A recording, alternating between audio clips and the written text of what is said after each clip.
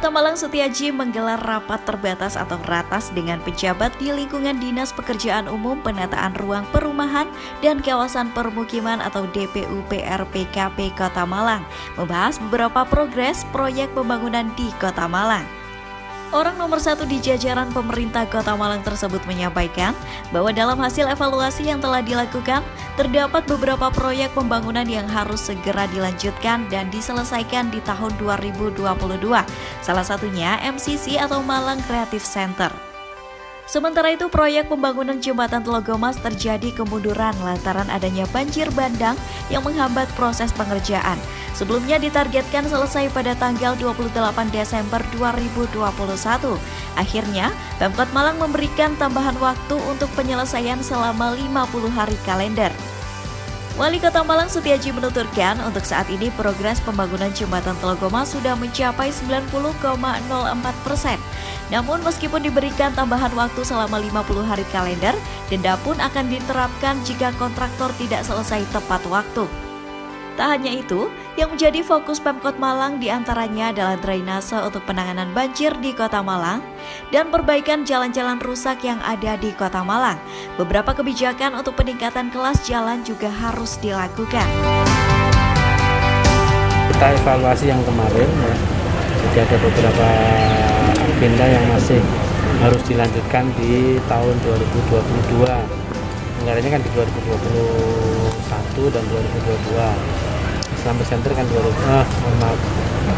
MCC itu kan 2021 plus 2022. Kita tetap mitigasi berkaitan dengan 203 itu harus memang closing date-nya harus sampai sana.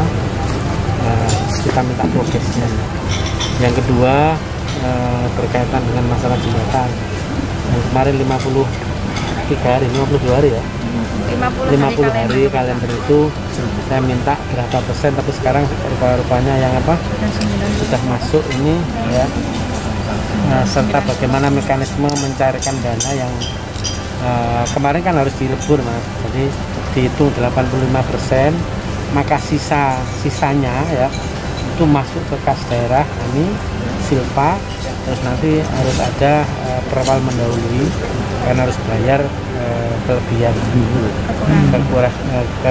membayar kekurangan yang kemarin, tapi tetap dia kena hukuman 43 juta per hari. Itu kami lihat progresnya. Yang kedua, kita overlock ya, melihat ke depannya gimana. Ada mekanisme kebijakan yang memang harus kami sampaikan bahwa kami mesti harus punya yang namanya set plan-nya atau blueprint-nya drainase, sehingga master plan-nya, sehingga ada sini titik banjir sudah berkurang tapi tambah lagi.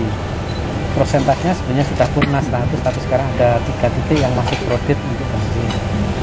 Nah, terus bagaimana mengatasinya, tentu beberapa tadi udah beberapa skema. Yang kedua, cara jalan-jalan kita yang rusak itu kemarin kan memang masuk di DAK. DAK kan bukan kewenangan kita, kewenangannya adalah di daerah provinsi. Kemarin kami juga di BK provinsi, di pusat. Kalau di provinsi, kemarin provinsi mengasihkan alokasi, udah kami nanti dikasih BK bantuan keuangan sekian. Ternyata karena COVID-nya belum selesai, akhirnya itu direvisi. Nah, ke depan saya minta ya DID, bukan minta DID, menginventarisir jalan-jalan yang sudah waktunya. Jadi per sekian tahun ada pemeliharaan, plus asumsi peningkatan kelas jalan, yang sehingga ada beberapa kebijakan yang memang harus dilakukan. Selanjutnya seperti jalan, ada yang asalnya direncanakan pakai aspal, tapi ternyata sudah kurang efektif, mungkin perlu dicor. Kedepannya juga harus ada simulasi untuk manajemen tadi, pengelolaannya atau kebijakannya harus melalui dilakukan bocor. Sementara itu, Kepala DPU PRPKP Kota Malang Diah Ayu Kusuma Dewi mengatakan, selesai digelar rapat terbatas bersama Wali Kota Malang Setiaji, pihaknya berkomitmen untuk menyelesaikan pembangunan sesuai target perencanaan awal. Terkait peningkatan kelas jalan, pihaknya harus berkoordinasi dan melakukan analisa dari beberapa aspek dengan seluruh jajaran pejabat terkait di DPU PRPKP Kota Malang serta para ahli. Pasalnya, jika dilakukan peningkatan kelas jalan, ruas jalan harus dilebarkan dengan ketentuan yang sudah ditetapkan.